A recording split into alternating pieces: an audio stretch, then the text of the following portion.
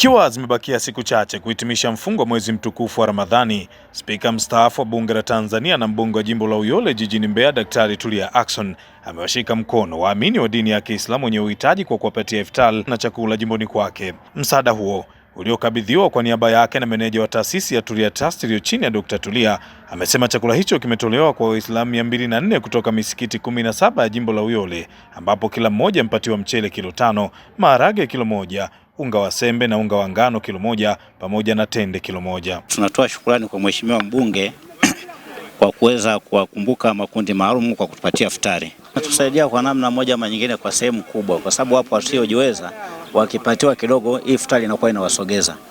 Ndio. Sisi kwa ujumla tumefurahia sana tendo hili la mbunge wetu kutukumbuka.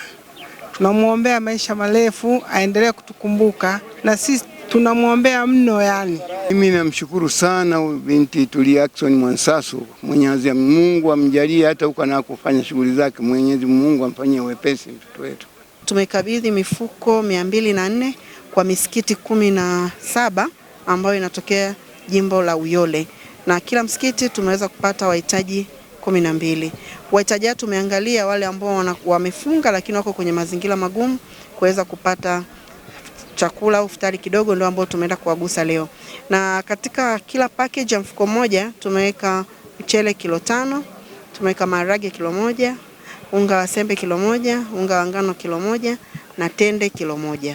Kwa tunaamini zitaweza kuwasogeza au kuwasaidia wanavyoelekea katika mfungo mwishoni au wanavyoelekea katika sikukuu ya Eid.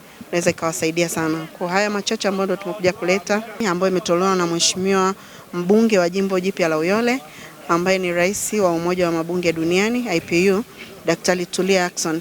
Tumekuja kukabidhi kwa niaba yake kwa sababu yuko mbali, lakini kama taasisi tuko hapa kwa ajili ya kukabidhi zawadi hizi.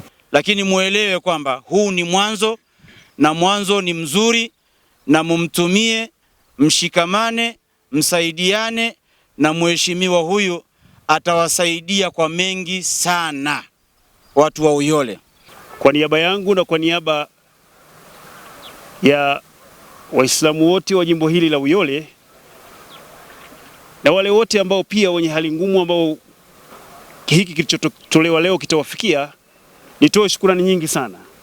Nitoe shukrani nyingi sana kwa mheshimiwa kiongozi wetu, kiongozi wa kidunia, rais wa mabunge duniani na mbunge wa jimbo la Uyole, Mheshimiwa Dr. Tulia Ackson. Tunamshukuru sana kwa hili alilofanya, na sio kwamba amelifanya hili kwa mara hii tu, lakini imekuwa ni mwenendo wake kufanya haya. Kwa hiyo ni bahati ambayo wana Mbeya Mungu ametupa kiongozi wa aina hii, na ninaloomba sasa, naomba wana Uyole, jamani, tunu hii msifanye tukaipoteza. Yeye ni wana Uyole huku, lakini mimi ni mwenzenu huku, kwa sababu mimi ni mkoa mzima ni wa kwangu. Kwa hiyo na huku pia ni kwangu. Tafadhalini tunu hii tusiipoteze. Tunu hii Mungu ametupa, ni zawadi. Sasa unapopewa zawadi itunze.